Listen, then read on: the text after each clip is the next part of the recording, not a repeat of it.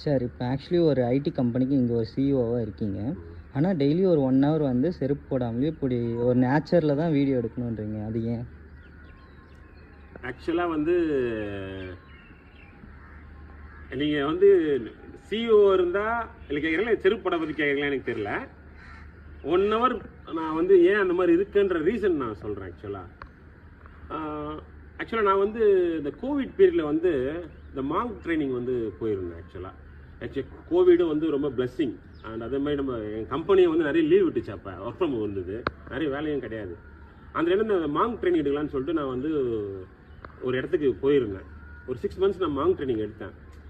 அப்போ வந்து எனக்குள்ளே வர வந்த தாட்ஸ் தான். ஆக்சுவலாக அதை நான் எப்பவுமே இந்த மரத்தை வந்து பார்த்துக்கிட்டே இருப்பேன். இந்த மரம் வந்து மூவ் ஆகலை. 2 உயிரினம் தான், மூவபிள் இம்மூவபிள். இந்த மரம் பார்த்தீங்கன்னா வந்து ரொம்ப ஸ்ட்ராங்காக இருக்குது, ரொம்ப ஹைட்டாக இருக்குது. ஆனால் அது ஒரு இடத்துல இருக்குது. அதே மாதிரி தான் நம்மளும் வந்து அது மூவபிள், அப்போ இம்மூவபிள், நம்ம மூவபிள். நம்ம வந்து வீக் ஆகிறோம் எதனால் அப்படின்ற மாதிரி யோசிக்கிறப்ப எனக்கு ஒரு தாட் வந்தது. ஆக்சுவலாக இவர் சொல்லுவார், சத்குரு சொல்லுவார், நம்ம எல்லாமே வந்து ஒரு பெரிய களிமண். நம்ம இருக்கிற உடம்பு எல்லாமே வந்து மண்ணிலேருந்து தான் வந்தது. நம்ம ஒரு பெரிய களிமண். இந்த மூச்சு இதெல்லாம் எடுத்துகிட்டு பார்த்தா இந்த கண், சதை, ரத்தம் எல்லாமே இந்த மண்ணில் தான் உருவானது.